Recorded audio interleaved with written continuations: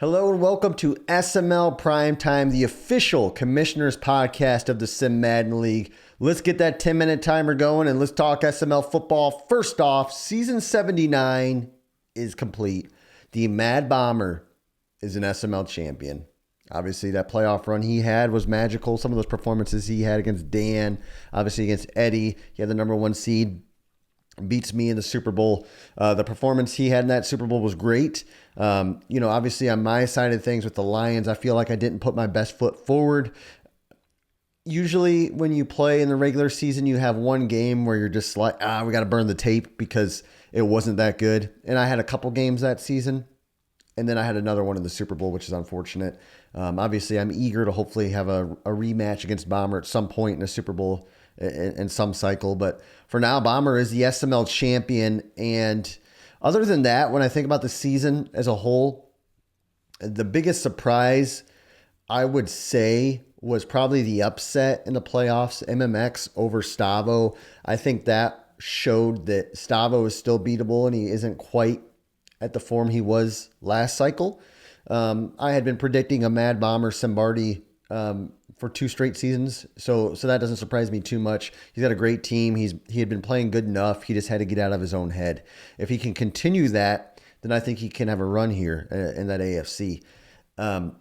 Let's talk Steel Curtain. Speaking of guys who are supposed to win Simbardis, the next big thing is what I was told. I was ridiculed for not adding Steel Curtain to the conference or to my division. They said that Prime's ducking. Prime's running from the next big thing, the primer GOAT, the guy who had been in every Super Bowl. And people are kind of getting angry at him a little bit because he is expected to be the next big thing. He's supposed to be Victor Wembanyama, and instead, he's Andrew Wiggins at best. Look, here's the deal. I think people need to stop crowning guys before they play a game in the SML. It's a microwave society. We see it in the NFL draft, rookie draft. It's just a thing that happens. But this next big thing hype for Steel Curtain has honestly been unlike anything I've ever seen in the SML with a rookie that came in. And I can't fault him because he's doing it all the right way. When he first came in and he didn't even play a game, he was humble and he's been losing. And he's not being like emotional and he's not taking it too serious. Or if he is, he's kind of keeping it inside.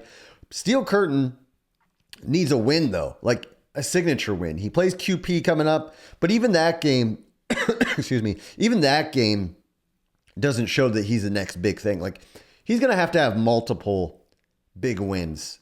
And he's got some tough opponents on his schedule this year. He's got myself. He's got QP. He had Soda, who he lost to. So I want to see if Steel Curtain can maybe win that division with wins against Tiny and Fig. I think there's some of his only SML wins. He got blown out by AJ. I mean, the guy is not living up to the hype. And I am about to stick a fork in him in terms of the next big thing. I'm going to hold out this season, and I'll make my decision after the season's done. But right now, if I had to make a decision, Steel Curtain is not the next big thing. It's sad because I was kind of salivating at having a big rival in the NFC, but I just don't think that he has what it takes. I just don't think he's got it. That's just the truth. Another guy that some people looked at as the next big thing is Eddie. Last season, he probably should have missed the playoffs. If it wasn't for Slice going on vacation, Eddie would have missed the playoffs. Starts off this season 0-2, loses to Dump, loses to Slice.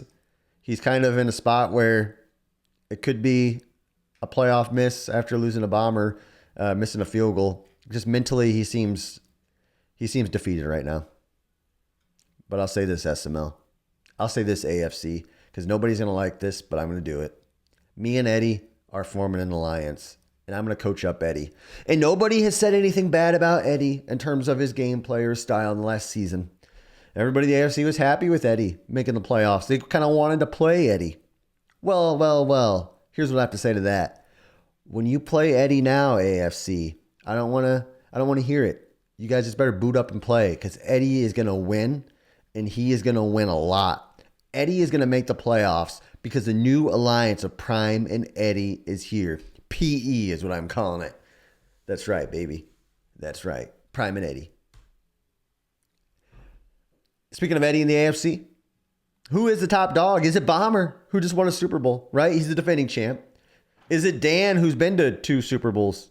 Is it KP, who is on again, off again? Is it QP, former champion? In my opinion, this season, the top dog in the AFC is going to be KP. KP is going to make the Super Bowl this year in the AFC. I think that Bomber, I know he's got a move coming up, and I think all the stars aligned for him last season with the number 1 seed. I think that Dan will be more prepared to play Bomber next time, but I think that KP, with Baker Mayfield, with pass lead elite or set feet lead, whichever it is, KP is going to prove that he can win at a high level. And I could tell something different about KP after he'd won that Super Bowl and then he fell off. I could see a hunger in him, a very, very strong hunger that I haven't seen. I don't see it from Dan right now. I don't see the hunger from Dan. I don't see it from QP right now. I think QP wants to win, but he's kind of complacent. When I look at when I look at Bomber, he won a Super Bowl.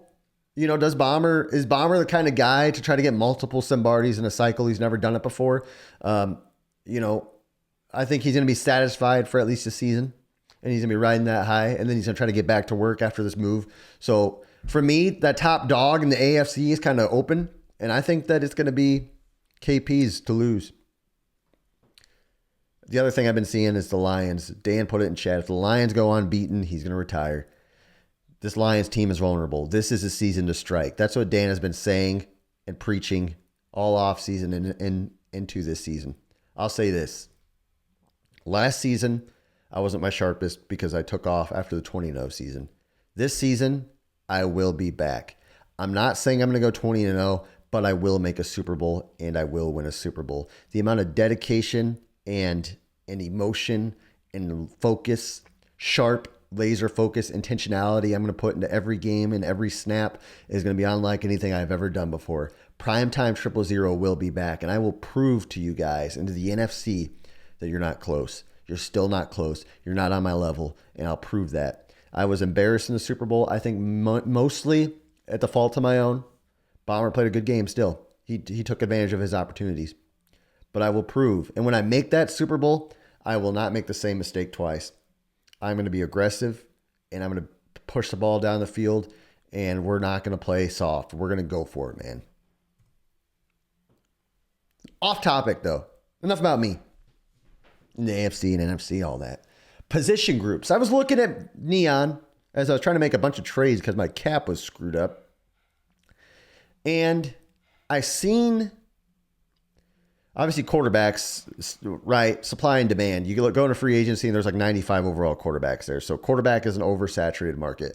Running back, there's like 32 running backs or more that are above 90 overall. It's insane. The position, and I was thinking offensive line doesn't matter, what position group is a valuable position group that it's somewhat scarce? And it's the linebacker position. And I'm not necessarily saying the edge rush linebackers if you're a 3-4 guy. I'm saying the 87 speed plus linebacker that can cover and also make a tackle. That's kind of a scarce thing in the SML. That's like a superstar ability or superstar dev or higher. Superstar dev or higher, 87 speed plus linebackers are kind of a rare breed that are young. In the SML, I think that's a position group that still is scarce. And I'm curious of how these next couple seasons are going to shake out with people making trades because their quarterbacks are set, their running backs are set, their receivers are likely set because you can kind of dev up receivers. How are people going to handle that position group, and what kind of trades are we going to see for those guys? I made one for one of Wood's guys. What else is going to happen?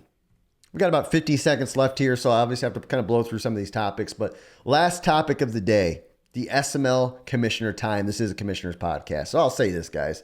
We are over halfway now through the cycle. It has flown by. It always does. This is a sweet spot. This is the haymaking time. If you want to be high up on the team selection draft order, this is the time to put in the work. When everybody else has put in their energy, put in their load the first 3 or 4 seasons, and if you've been kind of consistent, stay consistent, do more. Push hard, play your games, commentate, make good content, and you will be picking high in the SML team selection draft next year. And it'll be a beautiful thing.